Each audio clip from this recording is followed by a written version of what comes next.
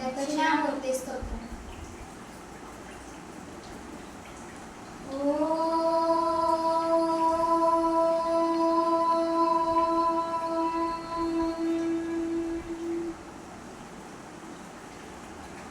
మౌనవ్యాఖ్యా ప్రకటిత పరబ్రహ్మతత్వం యువానం వశిష్టాంతవసదృశే గణైః ఆవృతం బ్రహ్మనిష్టైః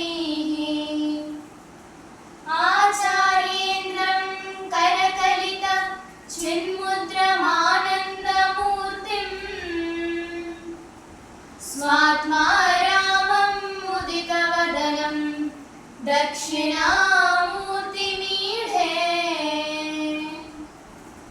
వటవిటపి సమీపే భూమిభాగే నిషన్నం సకలమునిజనానాం జ్ఞానదాతారమారాత్ త్రిభువనగురుమీశం దక్షిణామూర్తిదేవం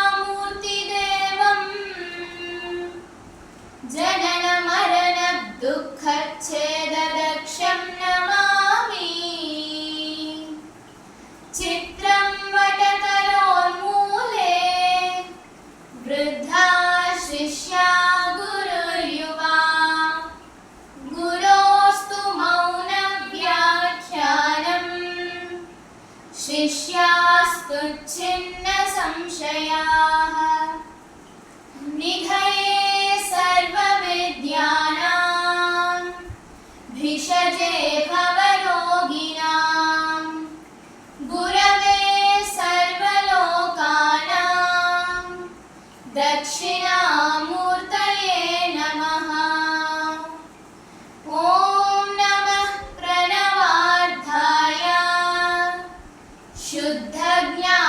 శుద్ధజ్ఞానైకమూర్తయే నిర్మలాయ ప్రశాంతాయ దక్షిణామూర్తయే నమః.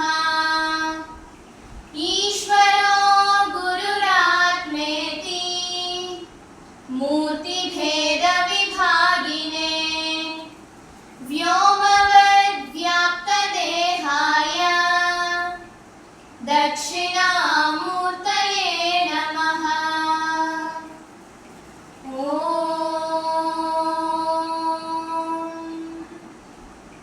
విశ్వం దర్పణ దృశ్యమాననగరీతుల్యం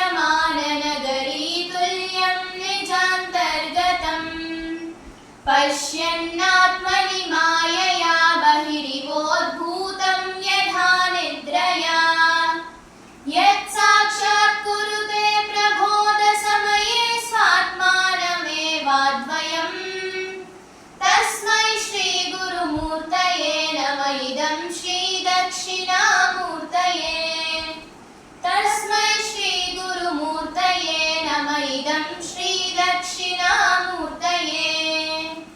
బీజస్యాంత్యతివాంకురో జగదిదం ప్రాగ్నిర్వికల్పం పునః మాయాకల్పితదేశకాలకలనా వైచిత్ర్య చిత్రీకృతం మాయావీవ విజృంభయత్యపి మహాయోగీ వయస్వేచ్ఛయా తస్మై శ్రీ గురుమూర్తయే నమ. ఇదం శ్రీ దక్షిణామూర్తయే తస్మై శ్రీ గురుమూర్తయే నమ. ఇదం శ్రీ దక్షిణామూర్తయే.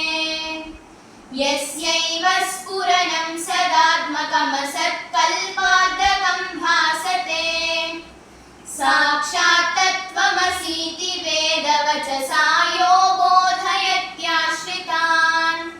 యస్ సాక్షాత్కరణాత్ భవేన్న పునరావృత్తిర్భవాంభోనిధౌ తస్మై శ్రీ గురుమూర్తయే నమ. ఇదం శ్రీ దక్షిణామూర్తయే తస్మై శ్రీ గురుమూర్తయే నమ. ఇదం శ్రీ దక్షిణామూర్తయే.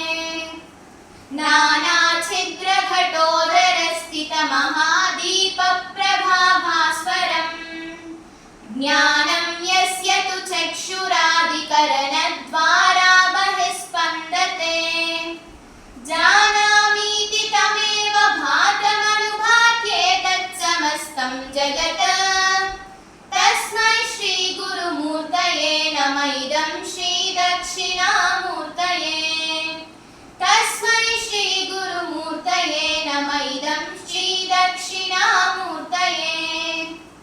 देहं प्राणमपीन्द्रियाण्यपि चलां बुद्धिं च शून्यं विदुः स्त्रीबालान्धजडोपमास्त्वहमिति भ्रान्ता भृशं वादिनः मायाशक्तिविलासकल्पितमहाव्यामोहसंहारिणे तस्मै श्रीगुरुमूर्तये नम इदं श्रीदक्षिणामूर्तये तस्मै श्रीगुरुमूर्तये नम इदं श्रीदक्षिणामूर्तये राहुग्रस्तदिवाकरेन्दुसदृशो मायासमाच्छादनात् सन्मात्रः करनोपसंहरणतो यो भूत्सुषुप्तः पुमान् प्रागस्वाप्समिति प्रबोधसमये यः प्रत्यभिज्ञायते तस्मै श्रीगुरुमूर्तये नम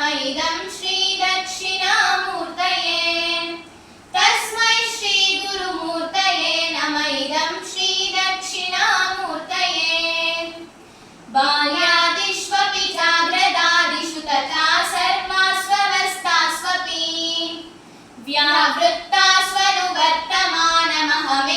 व्यावृत्तास्वनुवर्तमानमहमित्यन्तःस्फुरन्तं सदा स्वात्मानं प्रकटीकरोति भजता यो मुद्रया भद्रया तस्मै श्रीगुरुमूर्तये नम इदं श्रीदक्षिणामूर्तये तस्मै श्रीगुरुमूर्तये नम इदं श्रीदक्षिणामूर्तये विश्वं पश्यति कार्यकारणतया स्वस्वामि सम्बन्धतः शिष्याचार्यतया तथैव पितृपुत्राध्यात्मना भेदतः स्वप्ने जाग्रति वा य एष पुरुषो माया परिभ्रामितः तस्मै श्रीगुरुमूर्तये नम इदं श्रीदक्षिणामूर्तये तस्मै श्रीगुरुमूर्तये नम इदं श्रीदक्षिणामूर्तये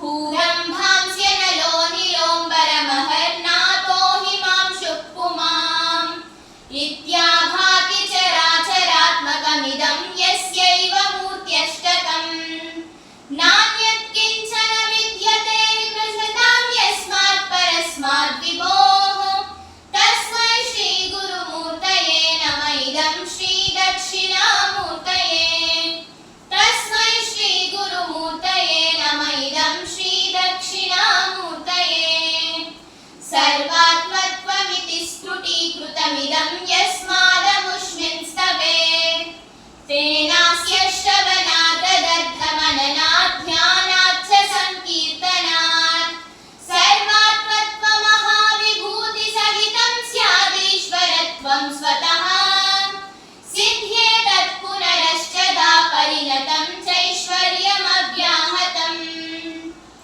इति श्रीमद्शङ्कराचार्यविरचितं दक्षिणामूर्तिस्तोत्रं सम्पूर्णम्।